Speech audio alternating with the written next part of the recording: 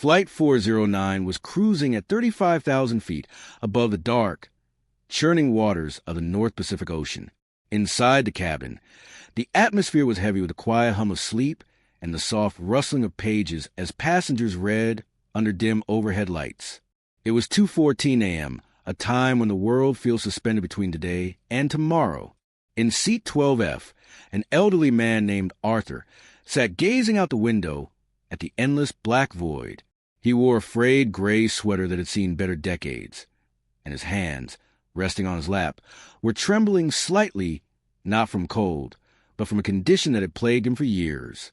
To the young woman sitting next to him, Arthur was just a fragile grandfather figure, perhaps traveling to visit family, invisible and unremarkable.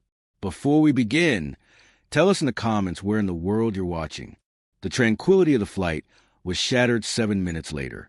It started with a flicker of the cabin lights, followed immediately by a sickening lurch as the nose of the plane dipped violently. Oxygen masks dropped from the ceiling with a plastic clatter, dangling like limp puppets. Screams erupted from the back of the plane as the aircraft banked hard to the left, groaning under aerodynamic stress that it wasn't built to handle. Arthur didn't scream. He didn't reach for the mask immediately. Instead, his trembling hands went still. He pressed his face to the cold glass, his eyes narrowing as he scanned the wing. The navigation lights were dead. The engines were spooling down. The plane wasn't just falling, it was dying. Inside the cockpit, Captain David Miller was fighting a losing battle against a nightmare scenario. Every digital screen on the dashboard had gone black. The fly-by-wire system, the computer brain that kept a modern jet in the air, had suffered a catastrophic total electrical failure. They were flying a 200-ton brick at 500 miles an hour with no radar, no radio, and no artificial horizon. The backup generator had failed to kick in. Beside him, the first officer was frantically flipping switches, his voice cracking with panic as he shouted out checklist items that were useless without power. "We are in a deep stall," the first officer yelled. "I have no control surfaces. We are dropping at 6,000 feet per minute." David gripped the manual yoke, his knuckles white. He needed a miracle. He needed someone who knew how to fly by feel, by the sound of the wind and the vibration of the fuselage. Skills that had been automated out of modern pilots decades ago. He remembered the passenger manifest he had glanced at before takeoff. There had been a name that shouldn't have been in economy class, a name that belonged in history books. David grabbed a battery-powered emergency megaphone, the only way to speak to the cabin now that the PA system was dead. He unbuckled his harness, threw open the cockpit door, and faced the terrified passengers. "Seat 12F," David shouted, his voice straining over the roar of the wind rushing past the fuselage. "Seat 12F, stand up. Identify yourself." The cabin fell into a confused, terrified silence. People turned in their seats, looking for seat 12F. The young woman next to Arthur looked at him with wide, tear-filled eyes. Arthur slowly unbuckled his seatbelt. He stood up in the aisle, looking frail and small. He looked at the pilot, his face expressionless, his eyes hard as flint. "My name is Arthur Penhaligon," the old man said, his voice surprisingly deep and steady. "Your call sign," the pilot shouted, desperation creeping into his tone. "I need your call sign, sir." Arthur straightened his back. The frailty seemed to evaporate, replaced by a rigid, military posture that had been drilled into his bones 50 years ago. "Call sign, Icarus," he stated. The silence that followed was absolute. Even the crying baby in row 4 seemed to hush. The name Icarus was a legend in aviation circles, a myth whispered about in flight schools. He was the test pilot who had landed a burning prototype with no wings in the Mojave Desert in the 70s. He was the man who had written the manual on manual reversion flying. He was supposed to be dead, or at least comfortably retired in a mansion, not sitting in a cramped economy seat wearing a thrift store sweater. "Captain," Arthur said, stepping into the aisle, "what is your status?" "Total electrical failure," David replied. "Hydraulics are fading. We are blind in a storm, over the ocean with no horizon. I can't feel the plane, sir. She's fighting me." Arthur didn't hesitate. He walked up the aisle, his limp noticeable but ignored. "Get out of the seat, son," he said to the first officer as he entered the cockpit. The young man scrambled out, terrified and relieved to give up control. Arthur sat down. He didn't look at the black screens. He didn't touch the buttons. He placed his hands on the yoke and closed his eyes for a second. "She's nose heavy," Arthur murmured, feeling the vibration of the stick.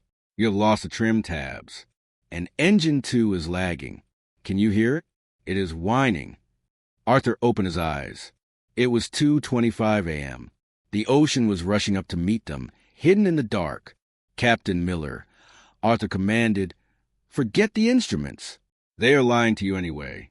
Look at the rain on the windshield. See how it is streaking upward? That means our angle of attack is too steep. We are falling, not flying."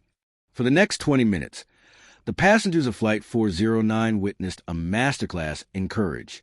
Arthur flew the massive airliner not with computers, but with raw physical strength and intuition.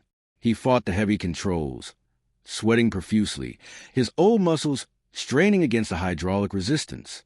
He ordered David to manually pump the landing gear handle, using drag to stabilize the aircraft's speed since the air brakes were dead. "We need a place to set her down," Arthur grunted, wrestling the plane level at 2,000 feet. "We can't ditch in this swell. The waves will tear us apart." "There is nothing out here," David shouted, looking into the black abyss. "Nearest land is 300 miles away." "No," Arthur said, his eyes scanning the darkness. "There's an old listening post on Midway Atoll. It has been abandoned for years, but the runway is coral. It is hard enough." "How do you know that?" David asked. "Because I built it," Arthur replied. Without navigation, Arthur navigated by the stars that briefly poked through the storm clouds. He used a pocket watch he pulled from his sweater to time their fuel consumption. He banked the plane on a hunch and a prayer, descending through the cloud layer until, miraculously, a faint, straight line of lighter shadow appeared in the moonlight on the water. The abandoned runway. "Gear down," Arthur ordered. "This is going to be rough. We have no reverse thrusters. We're going to have to brake until the tires melt." The touchdown happened at 2:48 a.m. It wasn't gentle. The plane slammed onto the cracked coral runway, bouncing hard. Arthur fought the yoke, keeping the nose wheel on the ground as the plane screamed into the darkness. The brakes screeched and smoked, glowing red-hot. The end of the runway was approaching fast, a drop-off into the jagged reef in the ocean. "Brace," Arthur shouted. The plane shuddered violently and skidded to a halt, the nose gear collapsing, the fuselage groaning as it came to a rest just 10 feet from the water's edge. The silence that followed was deafening. Then, the sound of weeping and applause broke out in the cabin.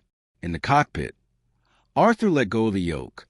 His hands were shaking again, worse than before. He slumped back in the seat, his chest heaving. Captain Miller looked at him with awe. "You saved us, Icarus." That was impossible.